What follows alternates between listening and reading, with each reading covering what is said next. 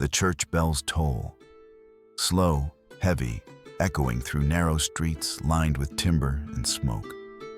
You step outside, and the air is thick with fear. Not just fear of war or taxes, fear of something you cannot see. A plague, a fever, a cough that spreads faster than prayers. In the Middle Ages, death walked beside you every day.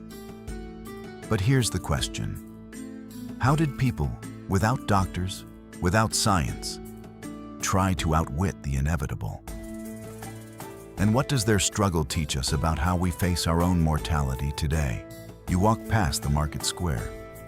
Merchants sell charms carved from bone, tiny crosses, and pouches filled with herbs, each promised to keep death at bay. One major historical fact. During the Black Death of the 14th century, some people carried what were called posies, bundles of herbs and flowers, believing the sweet smells would purify the air and protect them from disease. That little nursery rhyme you might know, "Ring around the rosy," has been linked, though debated, to this very practice. And here's the obscure detail. In certain towns, people believed rubbing a live chicken against the skin could draw out the plague. Strange, yes, but when your neighbors are dropping dead, you'll try anything. Historians still debate whether most medieval folk truly believed in these charms, or whether it was desperation mixed with ritual that gave people a sense of control. It's easy to laugh now, but pause. Look at your own life. When panic sets in, don't you also cling to little rituals? Lucky socks before an exam. Checking your phone notifications when you feel lonely. We're not so different. Here's the stoic truth. No one cheats death.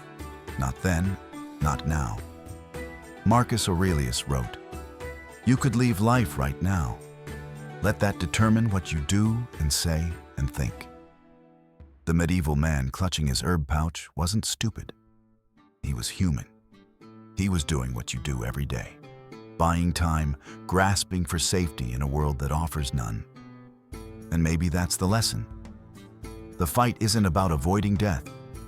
It's about living so fully, so intentionally, that death itself loses its power. Picture it.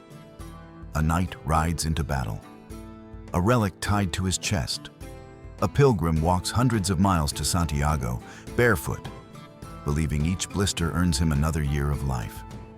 A poor farmer hangs garlic above the door, whispering a prayer before sleep. None of it worked. And yet, all of it worked. Why? Because it gave people courage. Rituals and relics didn't stop death, but they helped people face life with less fear. And here's where it turns back to you. You might not rub chickens on your skin, but you do chase little cheats against uncertainty. Supplements that promise energy, apps that claim to fix discipline, motivational quotes saved on your phone, waiting for a bad day. The truth is, you don't need to cheat death. You only need to stop letting fear of it paralyze you. So here's what you take from these medieval streets. You cannot escape death, but you can cheat its hold over your mind. The lesson? Live with urgency, not fear. When you wake tomorrow, choose one thing you've been postponing. Write the message, start the project, take the step. Treat it as if today were borrowed. Because it is. The medieval man had his herbs. You have your choices. Both are weapons against despair.